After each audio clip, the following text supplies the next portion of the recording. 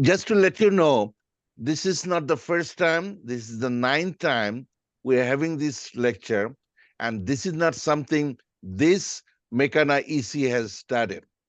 Thanks to Nasir Bhai and Media San, Amar Bete, to them from the last EC and not the second term of them, the first time when they started.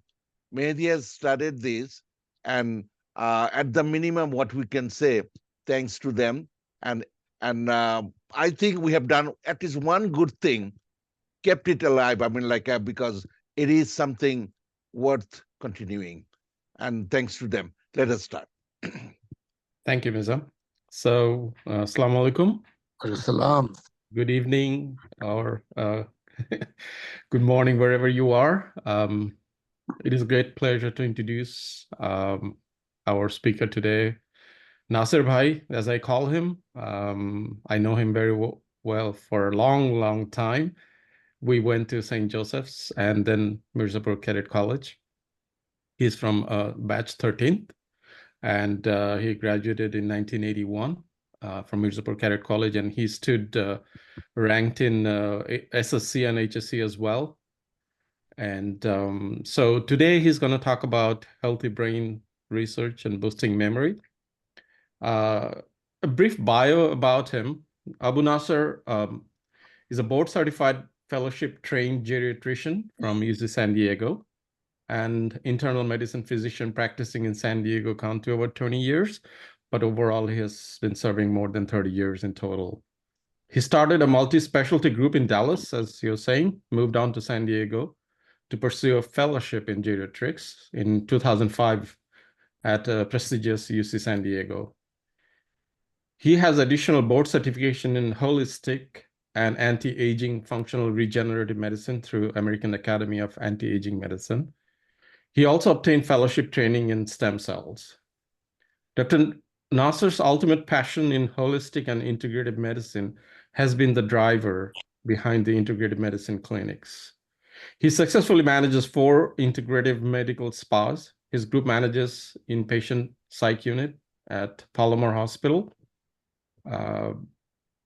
He has nurtured a great interest in brain health and memory and setting up protocols to optimize brain health. He has mastered the art and technique of improving his clients' health, motivating them to put diet and lifestyle practices above pharmacotherapy. He's a prolific speaker, as you'll find out soon, and has delivered lectures in integrative holistic medicine in national and international health forums as a keynote speaker. At present, he resides in San Diego with his wife, who is also a physician, Dr. Molly Naser, and 2 sons, 2 kids.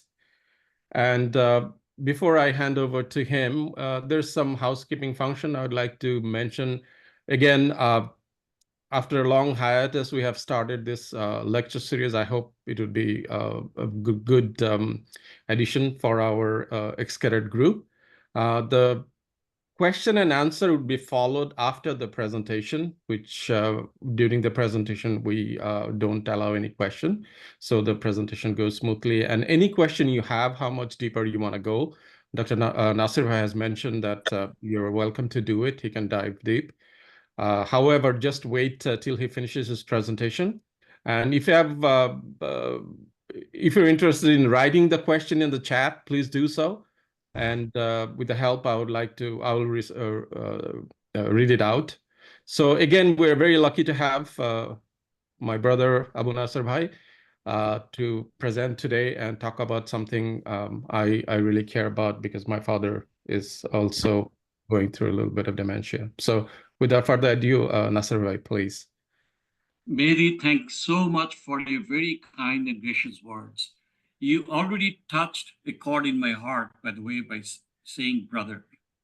You know, this brotherly camaraderie which we developed during our Mecca years actually still resonates inside my little brain and heart. I do profusely thank all of you guys who have organized such a noble endeavor to disseminate knowledge.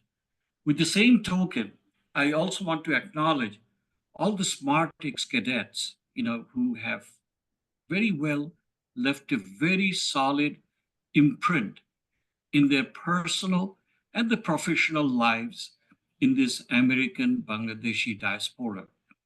And if you dig into it a little deeper, you guys would all agree with me in unison that it was by dint of your brain or superior brain function.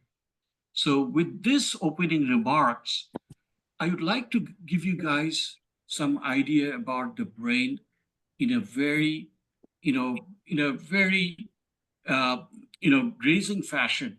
I'd like to make it exciting and like to make sure that some of the information sticks to your mind so that it would help you inculcate a pretty healthy lifestyle.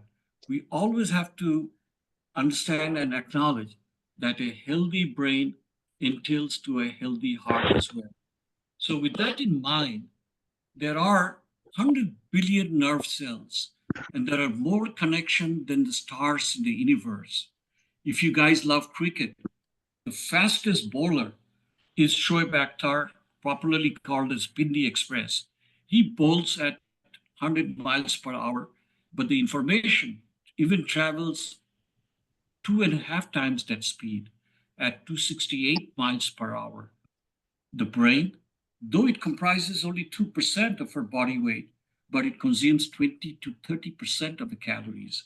That actually denotes that the brain is a very highly functional organ. Just like, our systems that a lot of people, even in this country or overseas, we see in our own countries that few people, they consume more. But in that case of brain, it's every calories is well spent. So this is a picture I was once showing it to my third grade son. And I told him that, son, his name is Rakeen, he's in third year medical school. He hopes to be a neurologist. I told him that, Rakeen, you tell me which brain do you want?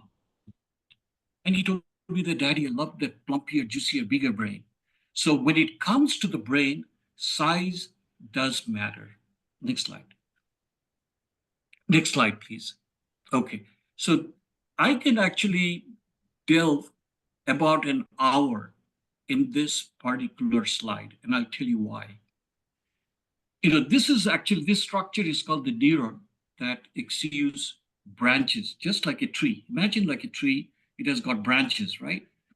So those branches, they interconnect with each other, and these branches are called dendrites.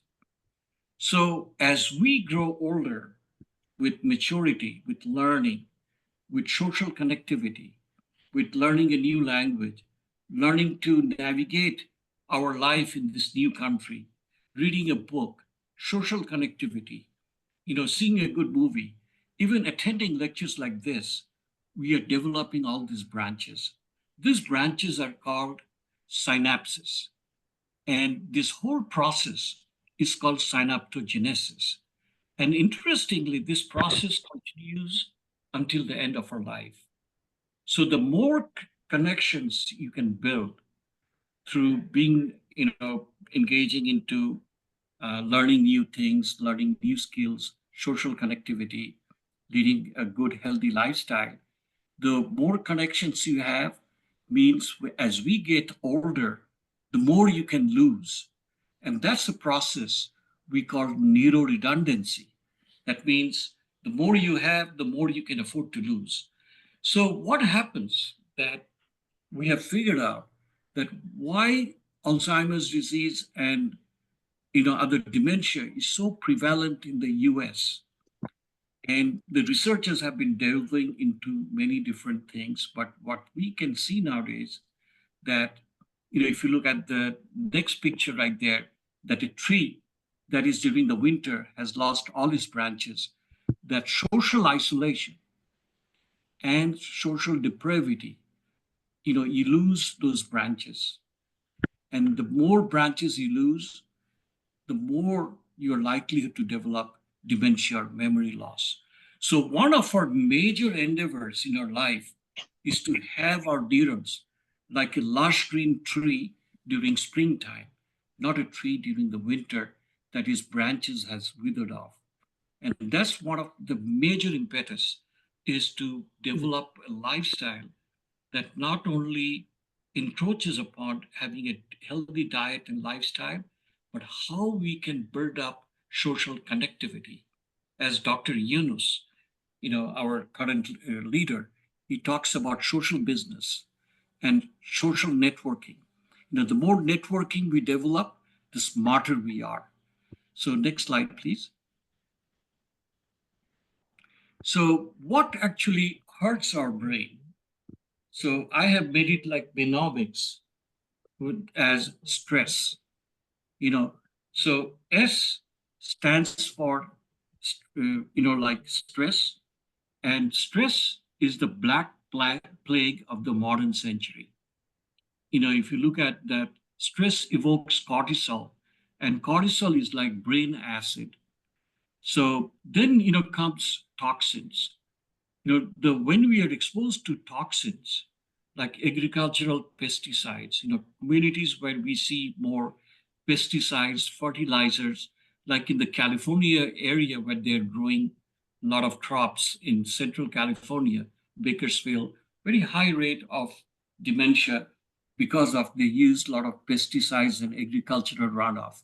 Trauma, boxers, look at Muhammad Ali, look at people who are exposed to traumatic brain injury, they do have problems. There are definitive studies that more TV you see, and TV with violence, it has got negative effects on your brain. And also thoughts. Thoughts becomes biology. The more exposure you have to negative thoughts, the brain goes through a process of atrophy. And the fine branches we talk about, the dendrites, they wither away. And having a positive thoughts is very nourishing to the brain. And always mind one thing, if you that brain does not like too much stimulation. Brain loves relaxation. So you have to give your brain ample scope to have relaxation. So that's something.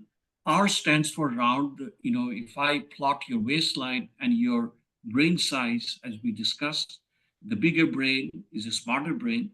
Your brain does shrink in size as we get bigger in our waistline.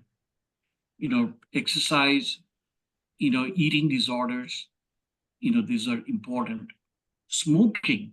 Smoking causes vasoconstriction. That means the blood flow is like the rivers.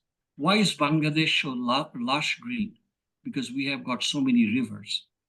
So the more blood flow entails to a healthier, nourishing brain. The more blood flow slows down the aging process. So the smoking is because it causes your blood vessels to get squeezed up. There's lack of blood flow, so the brain ages way faster. And sleep is very, very important. Lack of sleep causes our brain to atrophy or to shrink in size. Next slide. Next slide, please. Okay, so this is actually a little complex slide, but I want to focus on two things right here. That the memory site in your brain is the hippocampus, and the prefrontal cortex is where we do all the executive function. So to have our memory imprinted solidly in our brain, we need two areas, actually three areas. One is an area which is responsible for attention and focus. Because if you don't have attention and focus, you won't be able to retain any information I'm passing on to you guys. And then the areas in the hippocampus that what it does, it encrypts the information to memory. And then you have the executive function in the front end of the brain that helps you navigate yourself during day-to-day activities, making conscious decisions. Next slide.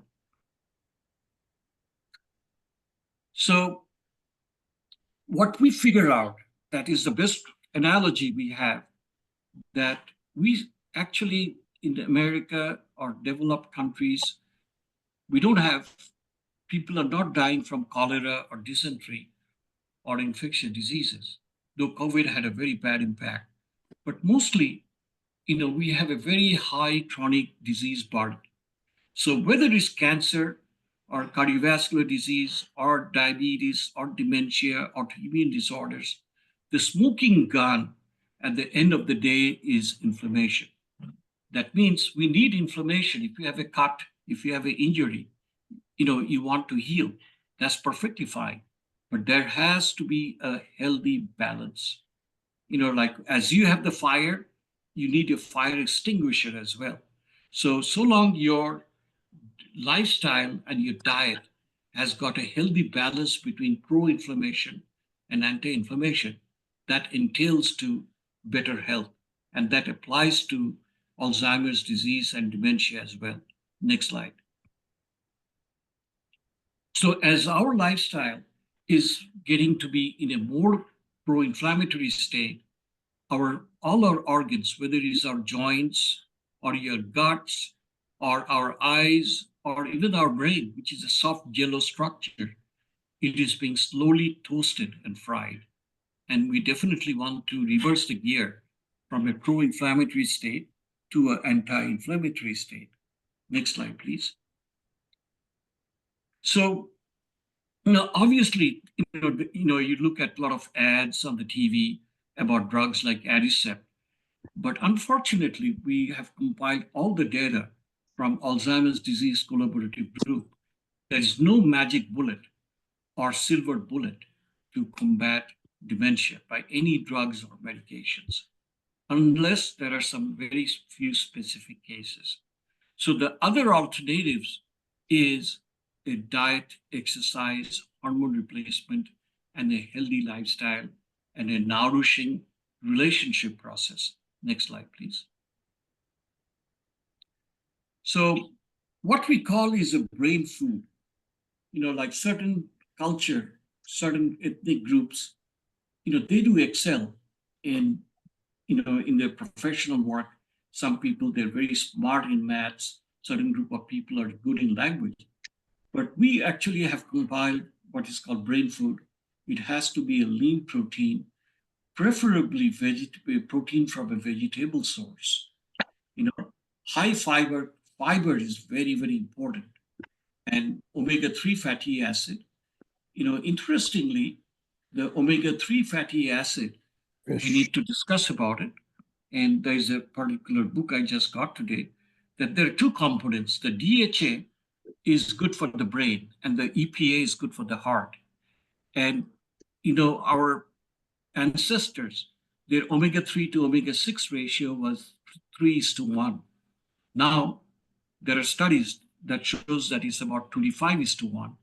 So that actually has shifted the gears into a very pro-inflammatory state. And there are ways we can, like recalibrate that relationship. So next slide. Next slide, please. Okay. So these are, we call the brain superfoods. Avocado, I call it God's butter. Blueberries, God's candy. Green tea has got vasodilatory effects, and it is one of the best things ever. It's ECGC, that component that is very neuroprotective to the brain. Oatmeal, because of its high fibers. And yes, curcumin, the whole day, what we use in our curry, it has got a phenomenal role. There are 3,000 studies, peer-reviewed studies on curcumin itself, on its protective effects on the heart, cancer, and brain function. Cinnamon, it is vasodilatory. Even if you sniff cinnamon, that improves your IQ performance. Red chili peppers, Alaskan salmon because of its omega-3 content, tuna, spinach because of the polyphenols. The polyphenols are very important for our brain function. The salmon, or the fish that consumes the algae, has got very high content of polyphenols. And that actually helps the omega-3 to be absorbed to our cells in a very effective fashion. Colored foods, because of the anthocyanidins and polyphenols, are very good for the brain. And obviously, it's the walnuts and other, others, seeds and nuts particularly walnuts is the best among all the nuts we have. Next slide. So, interestingly, I live quite close to Salk Institute, and they did a study with Cedar Sinai Hospital in Los Angeles, where they identified a component called CNB001 from curcumin. That actually is very highly neuroprotective against, ischemic stroke and TBI, and it can enhance your memory. So I just, give that headlines as hurry to get curry. But, like curry is definitely good for our brain because not only because of the spices we use, like the red chili peppers and other spices like cinnamon, but mainly because of the curcumin that we use. Next slide. So, this is a very controversial area, about vitamins, because we have seen some major improvements, using vitamin B and vitamin C and E, but there are certain negative studies as well. So I don't want to delve into it too much unless somebody has got any specific questions. Okay, next slide. So vitamin D is a misnomer. It's not a vitamin, it's a steroid hormone. And we know that, like if your levels are low, you stand a 60% increased risk for memory loss over a 6-year period. And the cutoff point is 60 nanograms per ml. That means you have to keep your blood vitamin D level at least 60 nanograms per ml or more. Next slide. Okay, now, I cannot finish my discussion without talking about fish.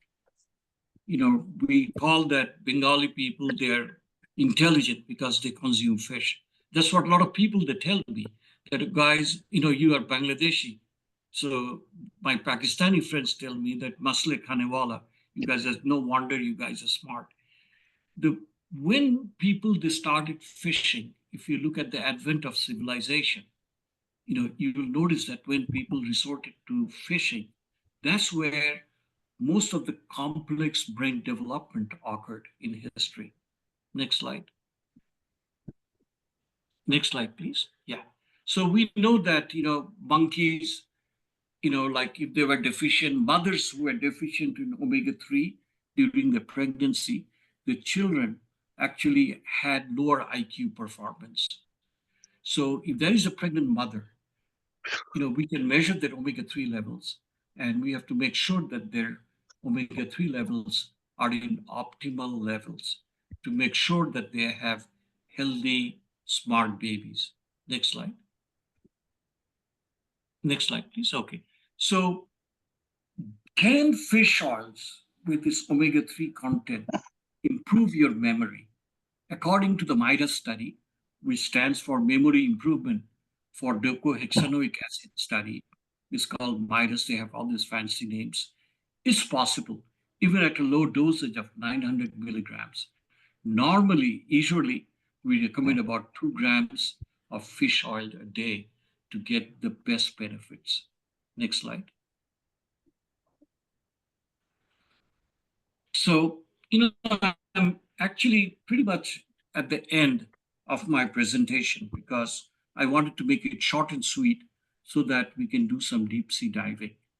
So, for 50, 60 years ago, if I told you guys that, the brain cells, once it dies, it never, grows, people would have challenged me. But nowadays we know that brain cells, if you provide a stimulating environment, brain cells can grow. This process is called neurogenesis and also synaptogenesis, where the brain cells produces those branches we call dendrites, and those branches actually can be more networked, more interconnected through lifelong learning process and nourishing relationships. And next slide, there is a particular neuropeptide which was studied by Max Planck Institute, and they discovered a peptide called brain-derived neurotropic factor. Our brain is plastic, and it has the process of lifelong learning process. And if you can have this BDNF or brain-derived neurotropic factor, which I call the fertilizer, I call the brain cell fertilizer, like those nurseries where you put fertilizer and you have a large green plant, is possible. And that's not Star Wars technology. It is in real life. You can produce BDNF that could help your brain to be more active, vibrant, and to grow newer cells. Next slide. So, what actually can cause your BDNF? You can produce brain derived neurotropic factor that will help your brain cells to not only grow, which is called neurogenesis, but also synaptogenesis, where you can develop more connectivity. Docosahexaenoic acid, which you get from fish oil. Yes, calorie restriction, intermittent fasting. If you see during the month of Ramadan, after the 10th Ramadan, a lot of us, if you notice that, you think you have more clarity of understanding. Physical exercise is very important, as well as mental exercise. We call it neurobics or mental aerobics, like Sudoku puzzles. There are a lot of puzzles, a lot of computer games you can do to evoke production of brain-derived neurotropic factor that can grow newer cells. Next slide. So one of the most important impacts we have seen in brain function is actually physical exercise, like cardiovascular conditioning. It produces endorphins, other neurotransmitters. It is vasodilatory, it improves blood flow to the brain. And whatever promotes blood flow to any organ slows down the aging process. And that's very much applicable to the brain. And we have seen improved cognitive function, increased attention. That's one of the reasons in cadet college days, like sports and games, they have such great importance. If you notice that the same cadets who were good in sports and games were also good in academics, and same ex-cadet was possibly good in a musical instrument as well. It's the same areas that gets lighted up if you do exercise. Next slide. I've got 3 or 4 more slides. We are done. And, like this is actually one of the studies that shows big effects and dents on your brain function, even when you are 65 to 75 years old. So age is not an impediment. Any age you can do exercise and you'll still derive the benefits, not only with cardiovascular benefits, but also, memory and brain function benefits. What is good for the brain, heart is good for the brain. Next slide. So this is actually my last 2 slides, and I call it the 14-day healthy longevity program by Gary Small. I was having a chat with my other good brothers and friends just a while ago before you guys jumped in. Gary Small is one of the brilliant researchers. And what he did, and that is very, very encouraging, a 14-day program with physical exercise, diet, and healthy diet plan, which was mostly a Mediterranean diet study, and cardiovascular conditioning, relaxation exercise. And what the results were simply stunning. That just within 2 weeks, we have seen major improvements in our cognitive or brain function. Next slide. Yeah. Okay, so next slide. So, a lot of people, they talk about meditation and brain. I am a very big believer because what meditation does, it helps your prefrontal cortex. It helps you to have better attention and focus, The better attention and focus means that you can encrypt any information to your hippocampus, which is your hard drive. All the memory, you can get it impregnated very easily. And with laugh and humor, connectivity, those things even works better. Because if your emotional brain works with your functional brain together and it has a healthy intermix, that actually helps your memory to be retained way, way much better. Next slide. So this is the final slide. We talked about, physical exercise, just to reiterate, the Mediterranean diet, which is high in vegetable source protein and healthy fats. And we talked about the superfood. Avoid smoking, vasoconstriction. Alcohol. Alcohol is not a brain tonic. Alcohol could be a preservative for a dead brain, but not for a live brain. According to University Rutgers study, the propensity to develop new brain cells is being deterred or being detrimented by 60%, even with modest alcohol use. Having a very positive attitude, spirituality does matter because it actually lights up your emotional brain. Learning new skills, being socially connected, developing a healthy, nourishing relationship into a psychologically stimulating environment. Those are all the magic elixirs to have a very healthy and a vibrant brain.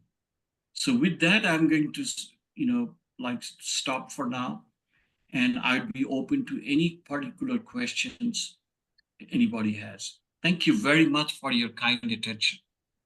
Thank you, Naser bhai, for a wonderful speech lecture. So let's open up for the questions. And so this is the informal part of our lecture series. So please feel free to have any shoot any questions you may have. Oh, I see a hand raised by Tarun bhai, please. I wanted to first thank you, Aboo, for a most illuminating presentation. I wanted to share some personal experience related to your presentation, which is that during COVID, I started exercising as never before. And in doing that, I started biking almost every day because I had nothing better to do because I couldn't go anywhere. I couldn't see anybody. And I started initially biking 5 miles and then started biking 10 miles every day. Sometimes now I bike 10 to 15. Sometimes when I feel in the mood, I bike up to 20 miles. And in this, I was joined by Zia, who is from the 7th batch. Dr. Zia, some of you probably know him. He's an oncologist, hematologist living in Stony Brook. And with him, I did 40 miles, which is called the New York City, all 5-borough bike tour on May 1st of 2022. So the reason I'm mentioning this is that during these 3 years, my memory actually was the best I have ever had in the last 20 years, and I was actually, so impressed, and I did not expect it, frankly. I think it's probably, based on your presentation, it's a no-brainer, but I did not expect it, but I actually saw a marked improvement in my memory recollection more than anything else. So it confirms all that you have said, but I actually experienced it myself. I have never had better memory in the last 20 years than I have now. So that's one point that I wanted to mention, which confirms all that you have said. The other thing is actually a question, because we all, have known about the benefits of fish oil. The question is, what kind of fish oil should one take? I mean, over the counter or prescription. I mean, I know of Lovaza, and I think there is another one, that prescription. Which one should one take, in terms of fish oil? Because there are so many that, whether you should we buy from Costco, should we take, buy anything, on the over the counter? What's your recommendation? So that's the first one is an observation. The second one is a question. Well, let me answer both, Tarin Bhai, because I follow you up on Facebook. I've Right. seen on your bike. Right. So you do follow up Einstein, and I'll tell you why. Yeah. You know, Einstein's very famous quotes is life is like riding on a bicycle. Mhm. If you have to be in constant motion Yeah. to keep it moving. Mhm. Otherwise, the bicycle is going to fall. Right. So life is like riding a bicycle. If you want to be steady, like you don't fall, it has to be constantly in motion. Yeah. So that's the reason, I'm just trying to, No, you know, that's good to add know. some humor. Biking is very good. You feel the air, you see the nature, plus you have biking mates, so you have some social connectivity. It's just like dancing. Why is dancers, they have such low incidence of having dementia? Mhm. Dancers and music conductors, because there is a lot of social connectivity. The bikers, they do have a lot of camaraderie. They talk, they go to a place, they have a lot of interactions. Plus, you are enveloped in nature. Yeah. So, your second question, I'm so glad. That is one of the best questions ever.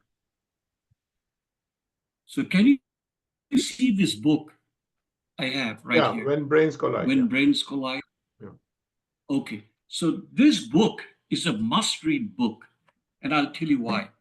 It's a must-read book. So the fish oils, traditionally from research, this guy, he's a Michael D. Lewis. He's an army doc. He did a lot of research with fish oils. What he figured out that the the the sea, like the fish, they consume algae, right? Yeah. The algae is the component. It's not the fish. The algae has got omega-3s that it actually assimilates into the fish's body. So we are indirectly eating the algae. But when people figured out that the fish, they have very high load of mercury. It Right. has got a high mercury burden. So when they started distilling the fish oil, what happens is the algae also has got a component called polyphenols. That thing got extracted out, the mercury and the other toxins. So most of the fish oils you get it in the market, like Costco or Nordic Naturals, they don't have the polyphenols. They have the omega-3, but not the polyphenols. So once your cell identifies the fish oil, it sees the omega-3, but it does not see the fish oil. It's just like, say, if I invite you and your wife to come over and your wife doesn't show up, we know that she's a very talented singer, right? Right. We'd say, oh no, Karan Bhai came in without his lovely wife, the party is not going to be that solid. So the same thing, your cells are very social cells. So brain cells sees the omega-3, it doesn't see the polyphenols. So the cells becomes rigid and they don't absorb the omega-3s in a proper fashion. But certain companies, what they do, it's a Norwegian company, they have mixed the polyphenols and the omega-3s in a very optimal fashion. They got it from a very high quality olive oil, which has got 6,000 parts per million instead of 800 parts per million from regular, extra virgin olive oil. So that omega-3 right now with the polyphenols are being very well utilized by your cells. And they have figured out, because, being an army doc, what he did is that he deals with a lot of patients with traumatic brain injury. He's seeing phenomenal results and enhanced memory. So what I recommend you is that if you have to get a fish oil, you can try Nordic Naturals. I don't think Costco fish oils are well enough. And the sourcing is very important. I strongly recommend, and I am actually buying the omega-3 that is mixed with the polyphenols together. And the ratio we were talking about, like they studied on Indian population and Bangladesh, Our ratio is 26:1. And having that kind of polyphenols and omega-3s together can reduce it back to a healthy level of 3:1. And that's where you see the improvement and enhancement of your brain function. What So about Lovaza? Lovaza is a lab, obviously it's made by the pharmaceutical industry. It is good. But, even if you take it from Nordic Natural, it's just like a sexier version of omega-3 made in the lab. But I think if you buy it from Nordic Naturals, you'll get the same good quality of omega-3. The only thing is lacking is the polyphenol component. So where do you get Nordic Naturals? Like, how do you... It is online, you can get it. Online you can get it? Okay. From a lot of good, healthy food stores, you can get it. Online. But make sure that if you want your brain function to be augmented, it has to have a very high DHA content. The DHA content should not be, and it's non-compromising, it should not be less than 1 grams per day. Naser bhai, this is Sunny from 16 batch. Quick question. Is there any separate source for polyphenol? I know wild caught salmon, from plankton you get the polyphenol, but are there any separate source or separate food? Absolutely. Spinach is one of the elements. Any kind of greens, whether it's collards or broccoli, or spinach, they not only have high iron content, but they have very rich source of polyphenols. In our Gram Bangla, people, they're eating a lot of shak, right? Those actually are flooded with polyphenols. Despite our people having, they don't have access to so much protein and healthy foods. But if you look at it, people have very low incidence of dementia, especially in the village, rural Bangladesh, is because of the shaks, shak bhat, apnapoli, that actually has very high polyphenol content. What about eating algae directly? Well, if you take seaweed does have very high polyphenol content. And that's one of the reasons the Japanese they consume the highest seaweed, and the Koreans. Their brain is an amazing brain. They're good. Naser bhai, follow up that when you said that spinach has got high polyphenol, but when the way we cook it, is it does it break it down? I mean, do we have to eat it raw, or is there a difference between the way we cook and raw? It should be gentle sauteed. Actually, let me tell you something. They think that if I eat something raw, vegetable, it doesn't work because of the complex structure of the cell wall. It does not get absorbed if you eat it. People, they say, oh, I'm eating raw spinach, raw this and that. It has to be gently sauteed with olive oil or avocado oil. What happens then, the outward cellular structure is broken apart. Then you start deriving the nourishment, the polyphenols, anthocyanidins. The only exception is in the fruits, but, if it's a vegetable, it has to be gently sauteed to get the good benefits. The way we cook in our country, the way we cook, so does it lose the actual, It does. When you are deep frying it, when you are using oil, the biggest scam is vegetable oils because of its high omega-6 component. It produces your cells into a fiery state. It overheats your body, your cells, like your engine, it gets hot. So when you cook it to a certain optimal level, at a certain point, it starts losing all its micronutrients. It's not only, interestingly, it's not only the polyphenols, but there are a lot of other micronutrients. Those are essential for cellular metabolism.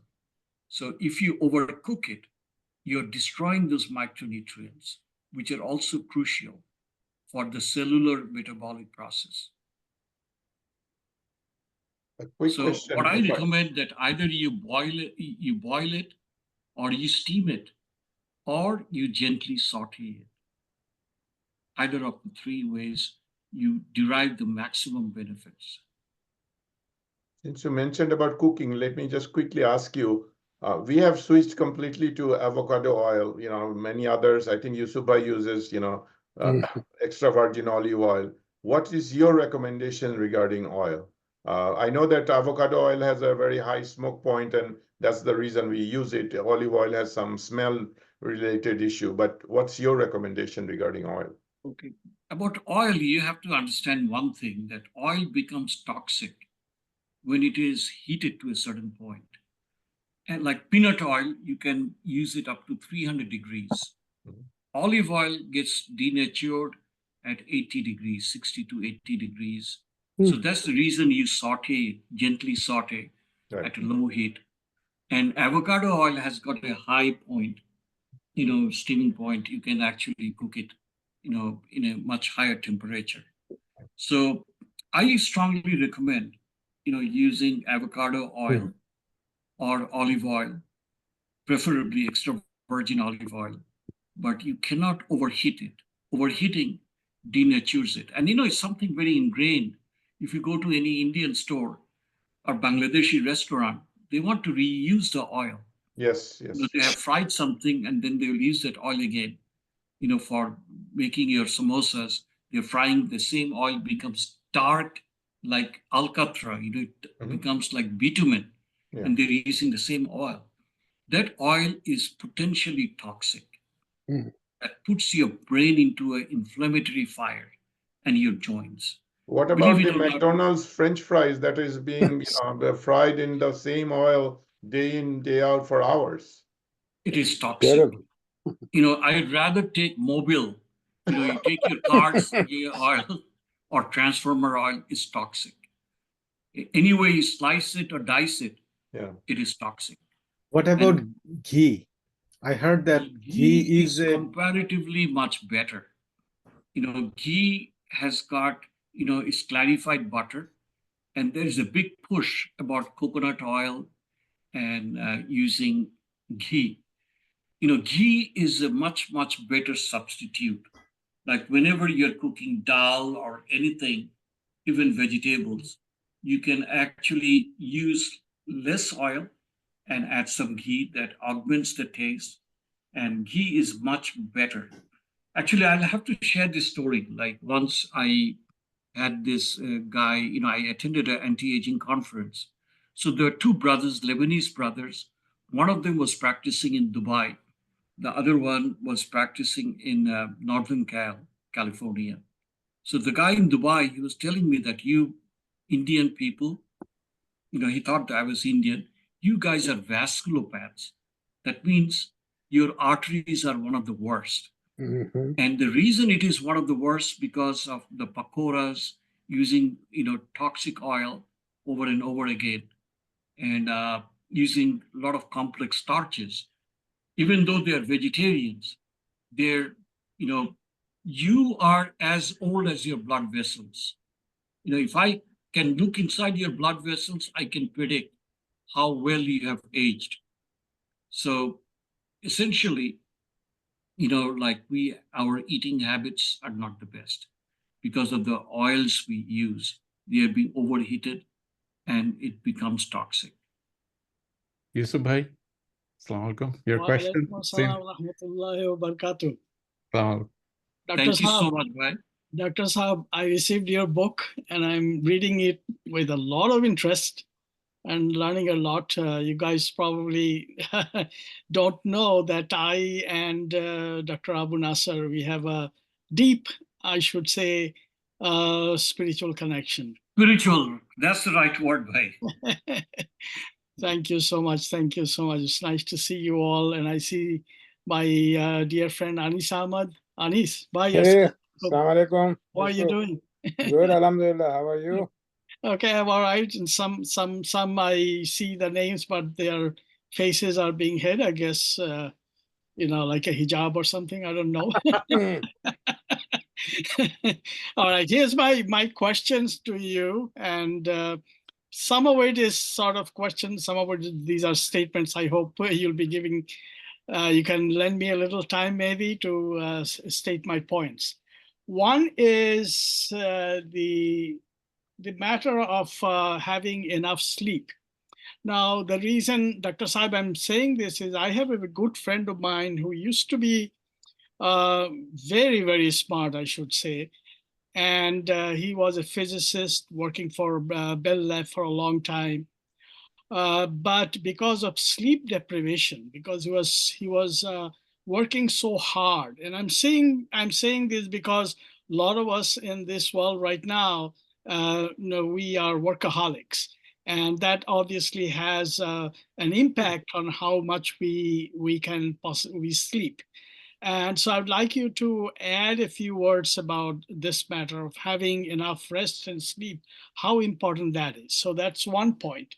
The second point is I don't know whether I should mention this in front of my young friends here in particular, but how important is being romantically active. Yusuf, I knew you were coming with You, that. Anil bhai, Yeah, don't let's take keep me it a otherwise. secret. I pray 5 times, but let me say that when Adam alayhi salam was created, and it is said in one source by the afternoon he was feeling extremely lonely. So Allah subhanahu wa ta'ala realized his loneliness and said, well, I'm going to take care of you. So guess what happened?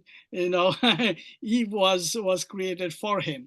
So I would like you to also, Dr. Saab, let us know, because many of us are reaching that stage where we think that being romantic actually should be relevant for us right now. I think Mohit wants to make a comment. Mohit, তোমার face দেখে মনে হইতেছে তুমি are ready to make a comment. Please go ahead. The third point, I don't know if you're writing it down. The third point is you mentioned about music. In my own life, I have found that the more you are into certain kinds of music, I'm not talking about this, what do you call that, the modern soul music with a lot of loud sounds and this and that. But I'm talking about something that is blissful to your heart, that actually raises, elevates your emotion in a certain direction, and it makes you feel at ease, and it relates your soul, better to the higher soul that I'm talking about. These three factors, I would like you to touch bases on, Dr. Sab. Yusuf bhai, thank you so much for your questions. Thank you. And I'll give you sources. Sure. So, getting starting with sleep, optimal sleep and good quality sleep is very important. We call the sleep latency, how fast you can go to sleep, whether you have REM sleep or non-REM sleep. I can spend an hour talking about it, but let me give you a very frank synopsis. A very famous Japanese study, they studied on the sleep. Let's start with the sleep timing and the sleep quality. In a very simplistic terms, the optimal sleep time should be 6 to 8 hours. Less than 6 hours is damaging to the brain. More than 8 hours is also damaging to the brain. It increases your mortality risk.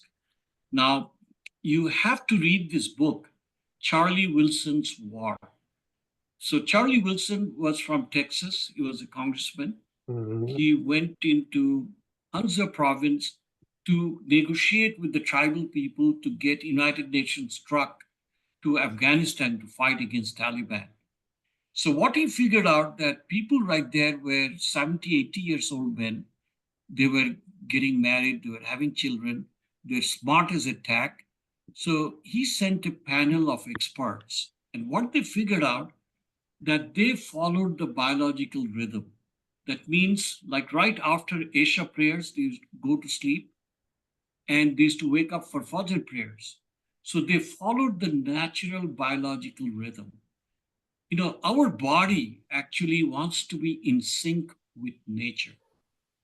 Thomas Alva Edison did the biggest advancements and the biggest damage as well, because the natural light that actually causes your cortisol to go up and melatonin levels to go down.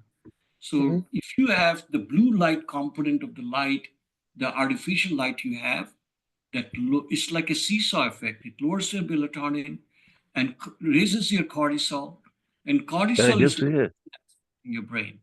So that's the issue. Now let's get back to sex or romantic life, right? According to the Massachusetts Male Aging Study, we figured out that having sex or romantic relationship twice a week, and if you want to verify my answers, you can Google it and you will get the answers. So according to Massachusetts Male Aging Study, having sex or romantic relationship twice a week with your partner reduces your cardiovascular risk by 50%. There is no other medicine in the planet that can do it. So if your spouse, female spouse, is not, like cooperating with you in this matter, you can charge her for homicide, that you are contributing to my death. There you go. Okay. The third thing about Okay, music, well, we'll have to keep that in mind, Dr. Saab, that you said it. yeah, it's a doctor's prescription, twice a week at least. Massachusetts Male Aging Study, quote that study, get it on Google, quote the study. Now, getting back to music, if you notice that the greatest poets, the musicians, they were greatest in maths as well. By sophisticated PET scanning, we know that the same areas in your PET scan that lights up in your brain with a musical instrument and with doing maths or logic or analytical things, they light up together. According to UCI's, this guy Gordon Shaw, he did a study. It's called the Mozart effect. You can Google those things. I'm giving you all this information. It's not, I can always come up with the source. So it's called the Mozart effect with UCI Gordon Shaw. So what he figured out that students, when they were listening to classical music, not those hip hop rock music, their IQ scores before and after, it went up by 20 points. So there is a lot of science behind it. And our brain, it thrives on neurorelaxation. Too much stimulation destroys our brain. The neurotransmitter that is protected to our brain is called GABA, or gamma aminobutyric acid, which is an inhibitory neurotransmitter. The stimulated receptor neurotransmitter is called glutamate, that actually destroys your nerve cells. That's a very interesting concept. So learning a musical instrument, if you look at all those great poets, Sikh Sadis and all these other great poets of the time, they were good in poetry, they were good in music, they were good in maths, and they were good in analysis, they were good in philosophy. So I am a very strong proponent of the concept of learning new musical instruments. And a music conductor has the lowest chances of having dementia. And that's what proven. Naser, I have a question from the chat.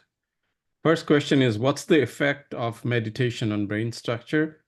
In your opinion, what is the minimum amount of meditation practice needed to see measurable benefits in brain health? And there was another question. So if you answered that, I will ask the second one. Okay.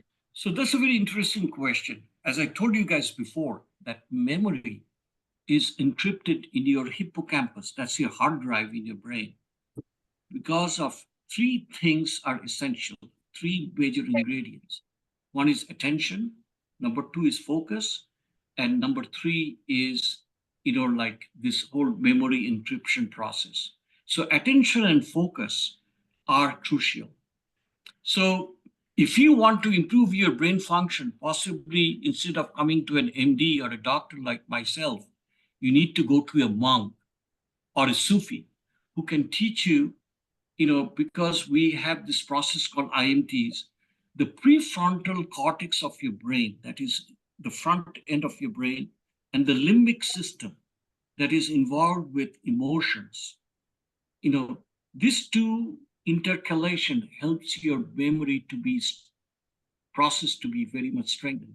So once you do meditation, like transcendental meditation or zikr, those kind of, like Islamic zikr or meditation or yoga, what happens is that your body is not only producing natural endorphins, but the breathing techniques with complemented with that feeling good or having a good feeling with the natural endorphins your brain cells is producing, it actually enhances blood flow to your brain.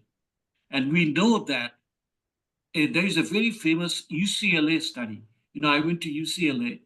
They did a study. They looked at the blood flow, like, a monk or a Sufi or somebody who's doing meditation.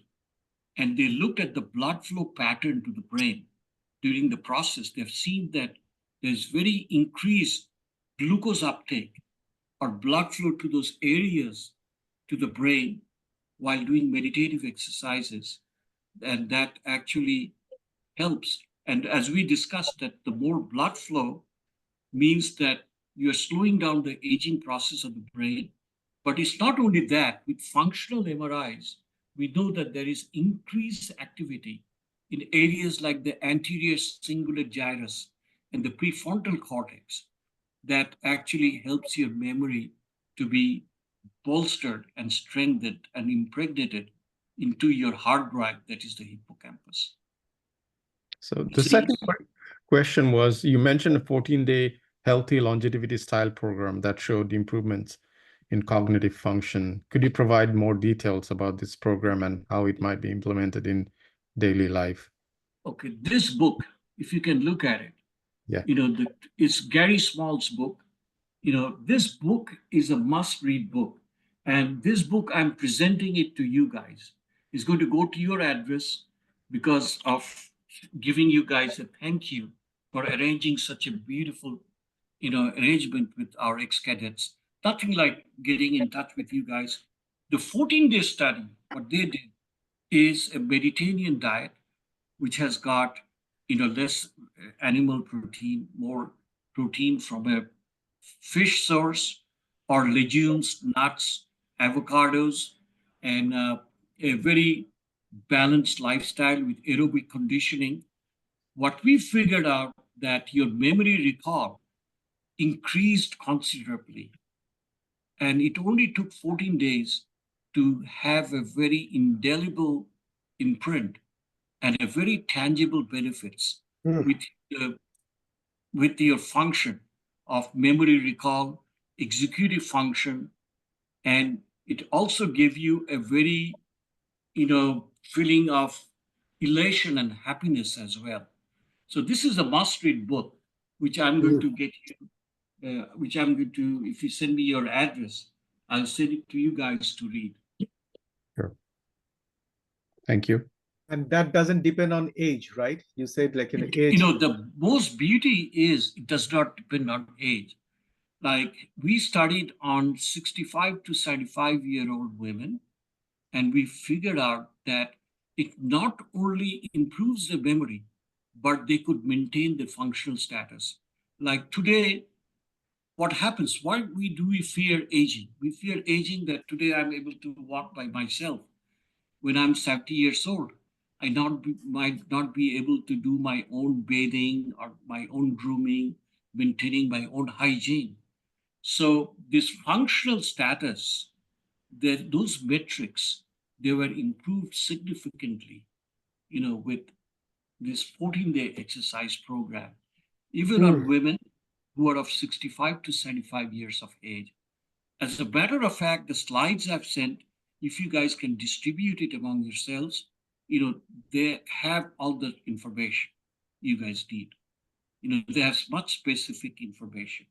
Like there are certain things due to lack of time I couldn't mention, like huperzine from a Chinese ancient cub moss that grows around the Wango River, or vimpositine, a periwinkle plant.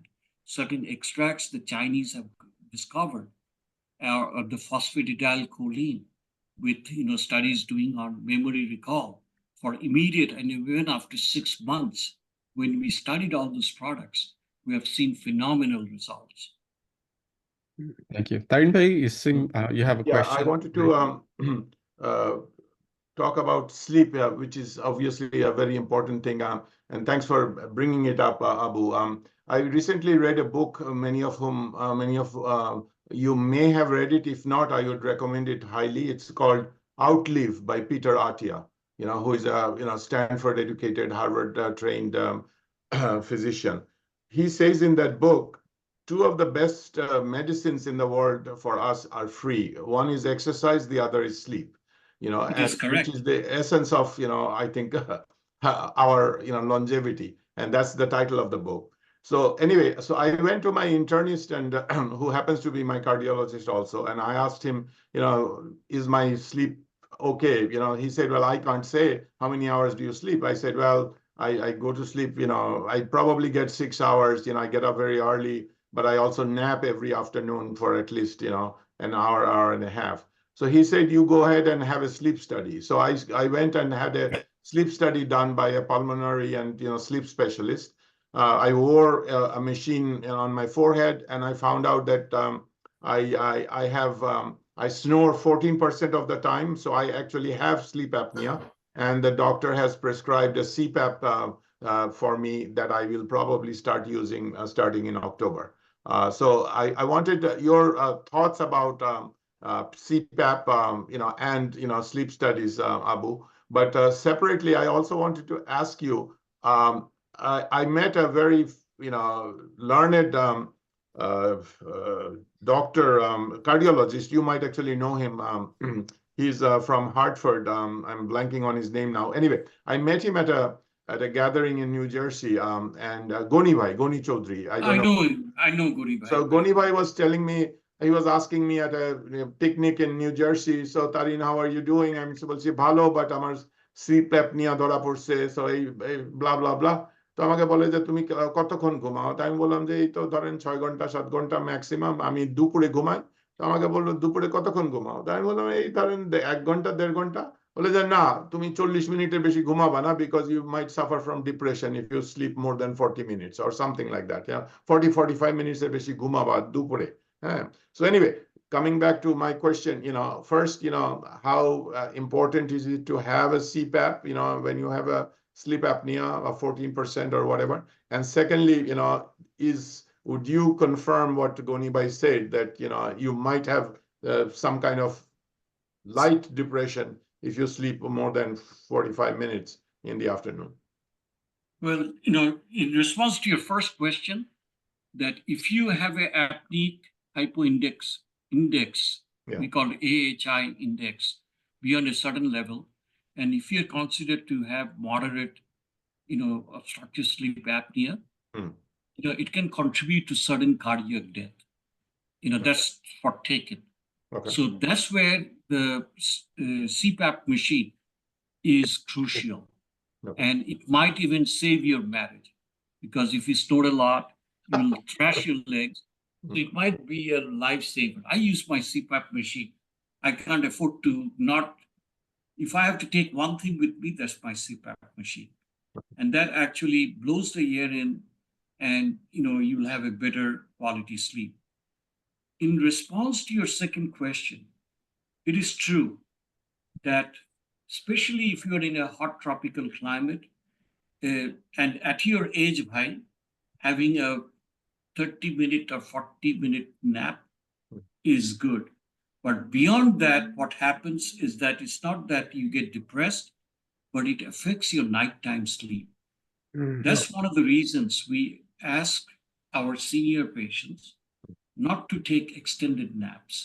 It should not be more than 40-45 minutes during the daytime, because it will necessarily be a detriment to your sleep latency. Like, you'll have trouble going to sleep at night, Right. if you are sleeping more than 1 hour during Right. daytime. Oh, thank you. That's very helpful.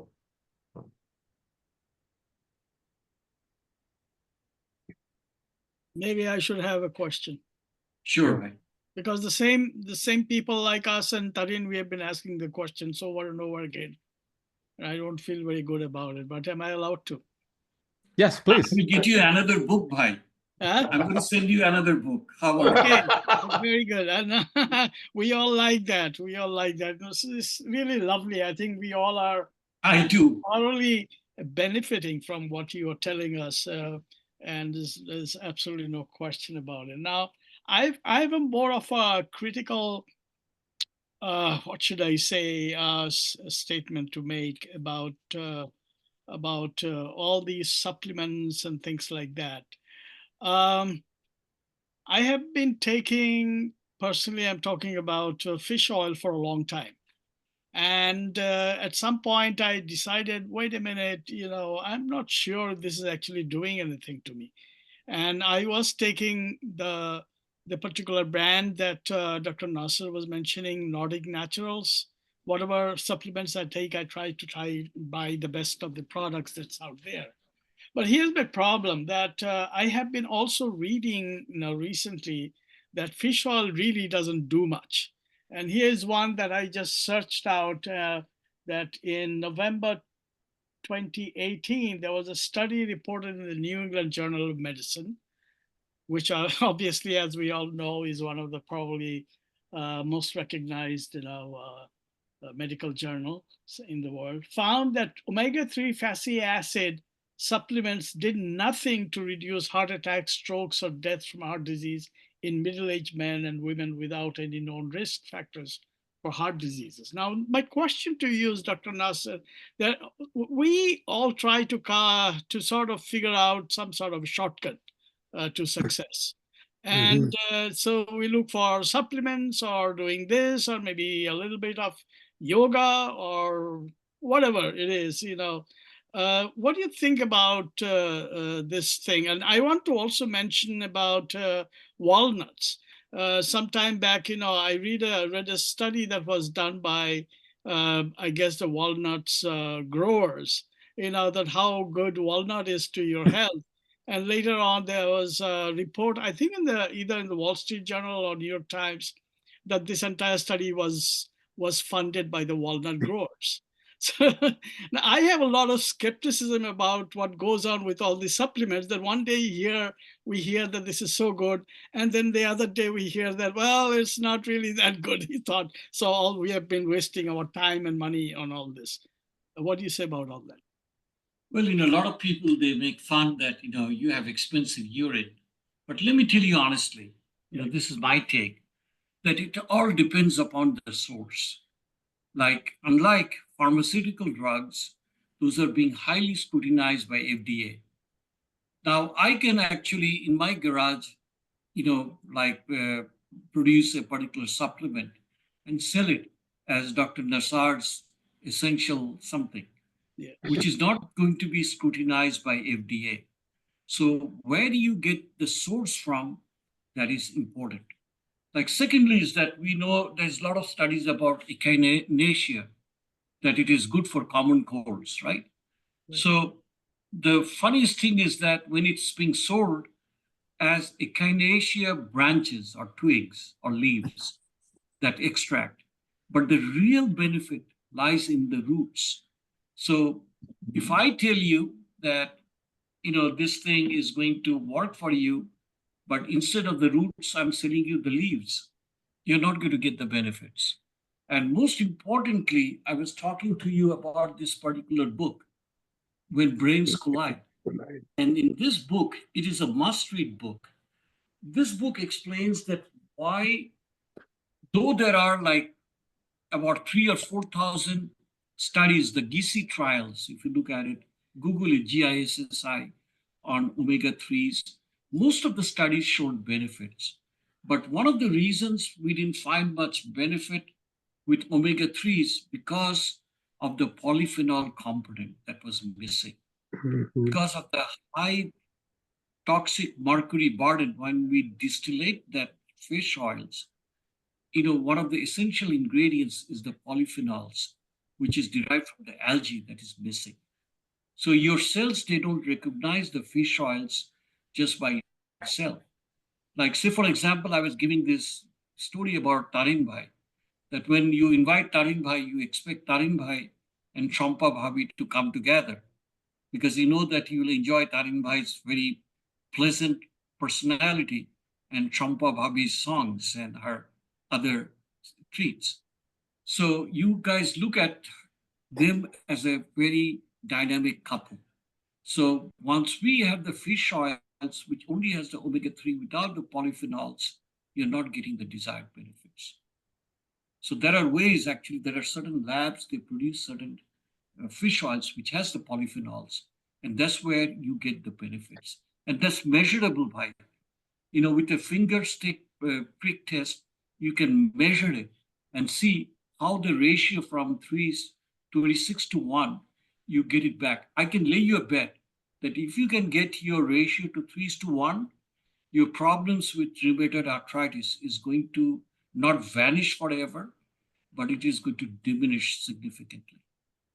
Aboo, are you saying that I Everybody cannot knows show up I alone am- anymore? Sorry. No, bhai, that's the thing.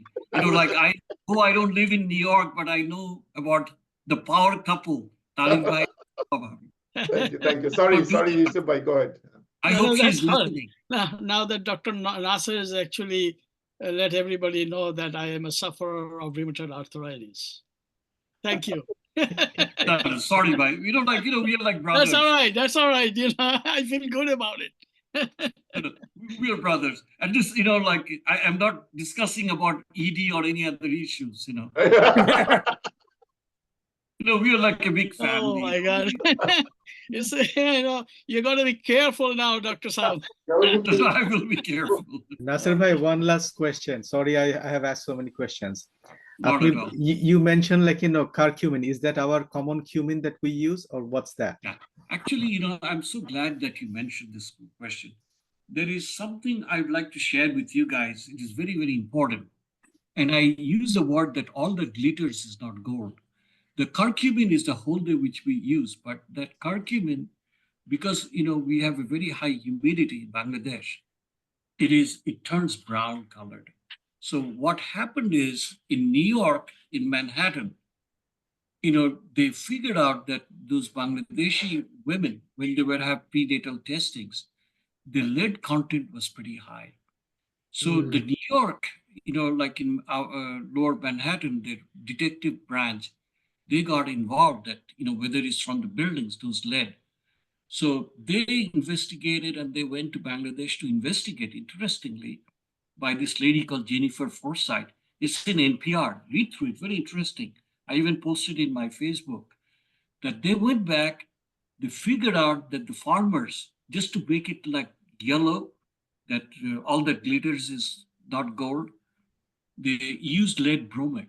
And the lead content actually is very detrimental to brain function. So when you get curcumin, make sure that it is coming from Hawaii or it's coming from Pakistan. And nowadays, with increased standing, they have eliminated using lead bromide as paint to the curcumin to make it yellow. So if it looks very yellow, don't think that it's good for you. So the curcumin is the আপনার আমাদের যেটা হলুদ বলি সেটা হলুদ বলি, that's the same thing. Not the cumin, like in a jeera na. No. Cumin is also very good. Turmeric. But curcumin is the most favored, it's like herbs or spices. It's called a magic spice. It has got the most benefits among all. That's the king of spices. And if you guys are interested about knowing about spices, read that book by Bharat Agarwal, Healing Spices. It's from MD Anderson. He's a researcher who showed that it's those spices, they not only prevent cancer, but it is also curative for cancer. Yeah, that's the importance of, you figured out the importance of holud before you get married. Yeah. So Aboo, Naser bhai, just for simplicity, I was thinking that we can extend another 5 minutes unless you guys are interested in continuing. But Can you What? guys hear me? This is Salahuddin. I'm not sure you can hear me. Can you hear me? Yes. Loud and clear. Yes, we can. Yes, we do. Assalamu alaikum. I just joined very late. I have a question. About 20 years ago, my physician told me that I will get Alzheimer's. And এখন দেখা যাচ্ছে যে আমি ভুলে যাই সবকিছু। আমি কলটা খুলে রাখলে ঘন্টাখানিক পরে খেয়াল পড়ে যে আমি এটা খুলে রাখছি। I have no idea that I have done that. চাবি কোথায় রাখি খুঁজে পাই না। The question to Dr. Sahib is, does vitamin B12 or B3 makes any difference? She told me 20 years ago that I should take that injection, not so that I don't get Alzheimer's. And it looked like I have an onset of Alzheimer's, though mild, but I do have it. So what is the solution? Sorry, it's a personal question, but if you can tell No, me. nothing is personal. I possibly overstepped my bounds, and I shouldn't have, but I mean, Yusuf had, like some health condition, what I will say. Actually, we are like family brothers. I know that. Anything. So, after question, there are different phases, right? Yes. We forget names, anomia, which is something we call age-related cognitive decline. I don't know what your age is, but after I'm third batch. So I know it is quite natural, age-related cognitive decline. But age-related cognitive decline is like a slippery slope. You can fall into minimum cognitive impairment, mild to moderate dementia, and severe dementia. I don't know কিসের basis আপনাকে বলছে that you have high risk for Alzheimer's dementia, but আমার B12 কম ছিল। আচ্ছা, তো ওটা very important, কারণ আপনাকে আমি বলি why. There is a very famous study called the SALSA study. The SALSA stands for Sacramento Area for Latino Studies on Aging. ওরা বিভিন্ন রকমের fancy নাম ইউজ করে। So SALSA stands for Sacramento Area Latino Studies on Aging because Sacramento area আশেপাশে there is lot of farming communities যেখানে মেক্সিকানসরা কাজ করে। তো ওদের মধ্যে দেখা গেছে যে very high rate of dementia, এবং ওরা দেখছে মেজার করে যে ওদের B12 level was low, so was their vitamin B level, এবং মহিলাদের মধ্যে they had very high incidence of depression, postpartum depression and other health problems, but mostly mental health issues. So what they did is that they supplemented those B vitamins, and interestingly, they gave B12 injections, and they saw measurable and tangible results in a positive direction. So yes, আপনার যদি B12 deficiency থাকে, যেটা it's not that I'm saying that you are, but alcoholics that থাকে, they have B12 deficiency and folate deficiency. So B12 deficiency থাকে, they have something we call Wernicke's encephalopathy. That means they are forgetful, তারা ভুলে যায়, or Korsakoff psychosis, where they can get psychotic as well. এবং তার সাথে folic acid deficiency থাকে, এবং অনেকে যাদের কনজেনিটাল নট বিয়ন্ড অ্যালকোহল, যে অনেকের এনজাইমেটিক ডেফিসিয়েন্সিস থাকে, যার ফলে they have B12 and folate deficiencies. Folate is a very unique compound, যেটা deficiency হলে it's a vitamin, যেটা থাকলে আপনার your everything slows down. যে ব্রেনের একটা প্রসেসিং স্পিড, যে আপনি একটা গাড়ির সামনে হঠাৎ একটা ডিয়ার আসলো, আপনি কত কুইকলি ব্রেক করবেন। When you are younger, you do it pretty fast. But after বয়স হলে you are very slow in your reflexes. তো এই যে ব্রেনের যে ইনফরমেশন প্রসেসিং স্পিড, এটাকে আমরা ফ্যাসিড ট্রায়াল বলি, যে folic acid supplementation intervention trial.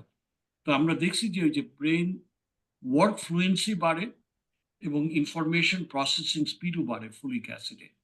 তো আপনার শুধু B12 না, you should also measure your folic acid levels, and you should give both.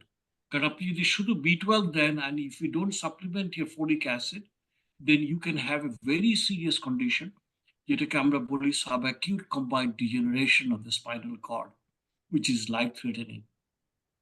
So you have to measure both and supplement both if you are deficient. একটা supplement করতে গিয়ে যদি আরেকটা যদি ডেফিসিয়েন্ট থাকে তাহলে আপনার হিতে বিপরীত রেজাল্ট হবে। Is it folic acid used, Dr. Saib, is it folic acid used for heart condition? Because Goni Bhai, people mention Goni Bhai name, and Goni Bhai আমি অনেক ছোটবেলা থেকে চিনি, উনি হার্টফুলে থাকেন, তো উনি আমাকে ফলিক অ্যাসিড দিছিলেন 20 বছর আগে, because I had some high cholesterol. He gave me folic acid and Cresta or something like that. So folic acid can be used for heart issue also, correct? Absolutely, it works for the heart, but it primarily works for the brain. Okay. Folic acid হিসাবে, it is very crucial for brain function because after brain after বয়স হতে হতে your information processing speed is slowed down. So if you want to ভাই আপনাকে একটা প্রশ্ন, আমি তারিন বলছি, ব্যাচ 4। Yeah. তো আপনি কি এক্সারসাইজ করেন? কিছু মানে এক্সারসাইজ বলতে আমি হাঁটি।